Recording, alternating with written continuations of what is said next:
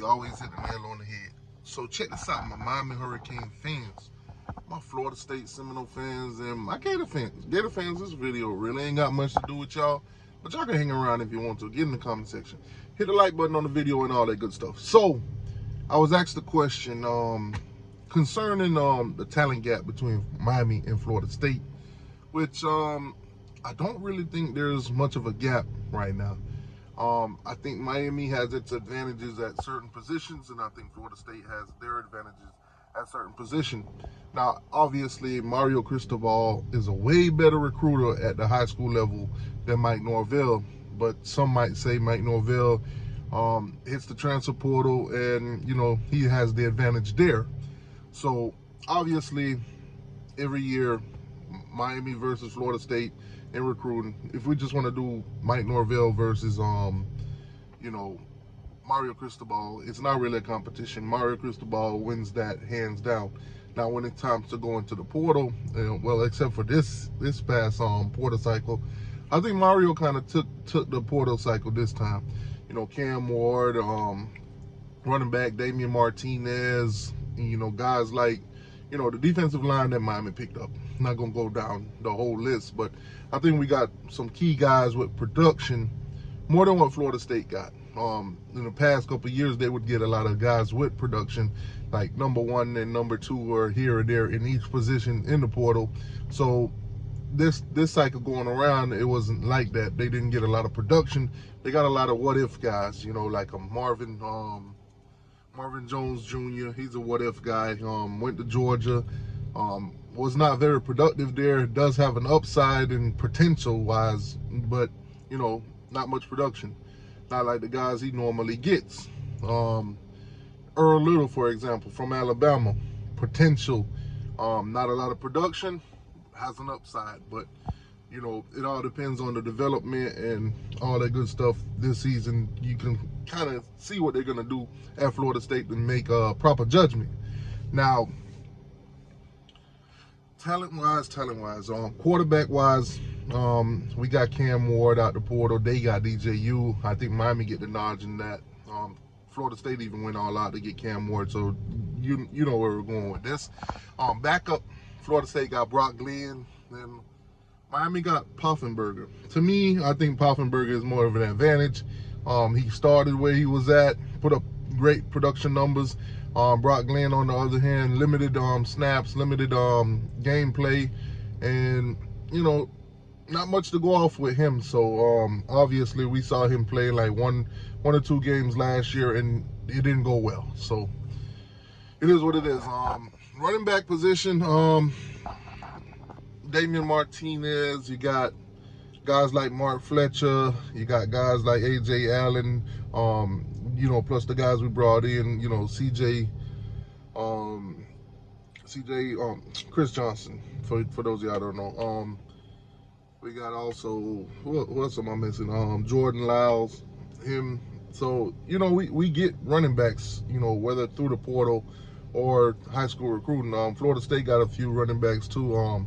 Toa Feely, for example, he's the veteran guy. This should be his year. They got a couple guys out the portal in that position, but I think Miami, from the high school level, recruit running backs way better than Florida State does, in my opinion.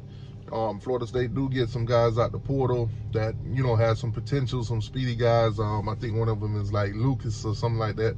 So we'll see what they do. But receiving the receiving position, I think Miami has the advantage there. Florida State did get a couple guys out the portal here and there, but I think Miami also did. But let's just say from recruiting from the high school level and getting those guys prepared and everything like that, I think Miami has the advantage there. I think the only receiver that name came to mind was Hakeem Williams, and we haven't seen him done pretty much anything yet. So, I think Miami's got the advantage when it comes to recruiting. I think if there's going to be a talent gap, I think Miami's going to extend it.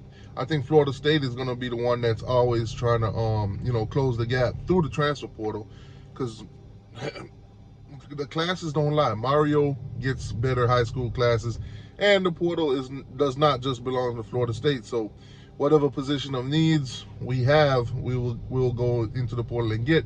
I think with us being able to recruit top 20 classes every year, I mean top 10, even top 5, I think the talent gap would definitely be, you know, Miami on top, Florida State following, basically.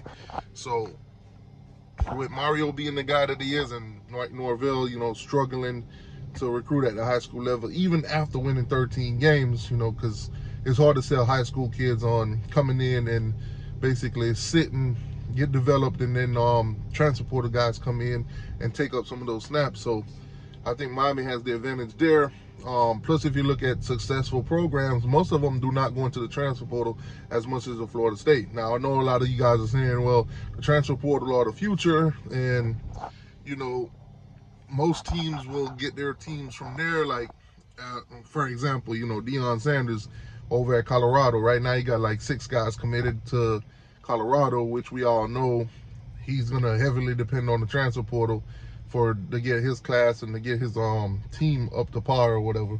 And, you know, it's a process over there. But with Mike Norvell, on the other hand, if he does have a successful season this year and he still basically have to rely on the transfer portal as much as he has in the past couple of years, then, you know, there's going to be kind of a problem there on the recruiting end for the high school. A lot of kids are going to, you know, stray away from Florida State. He'll get the portal guys, though. So he'll be able to maintain the roster and still be able to compete. So it's a good and a bad, but it depends on which way you look at it. Now, Mario, on the other end, I think what he's trying to do is he's trying to sustain getting talent from the high school level, building them up, and basically having a program full of cultured players that don't quit on you in bowl games like the Orange Bowl, and you don't get beat 63-3, because these guys are actually Miami guys that came into the program, that loves the program, that's been there from the first day of recruiting and all that. So as long as you maintain them with NIL and all the other stuff that factors in, but, you know, those guys won't just quit on you and watch from the sidelines as you get beat by 60 and stuff like that. You know, that's not what we're trying to do. So that's why Miami's trying to recruit guys from the high school level, bring them in. Hopefully they stay 3 to 4 years at Miami. You know, some special cases might be some red shirts here and there, 5 or 6 years. And, of course, you know, compete for championships and hit the transfer portal for a minimum amount of kids, plug and play here and there, and depth pieces. But, yeah, talent gap-wise, I think Miami and Florida State is pretty close right now, depending on how you look at it. But I think if it came down to it and it was a major bowl game, Florida State guys would opt out because they're mercenaries. They came just to basically get to the NFL, use the brand to get to the NFL. And Miami guys, I think if we get to a major bowl game, I think those guys would play, because right now they're playing for pride. They're playing for the school that they love, that they didn't just transfer it into and stuff like that. That's my thoughts.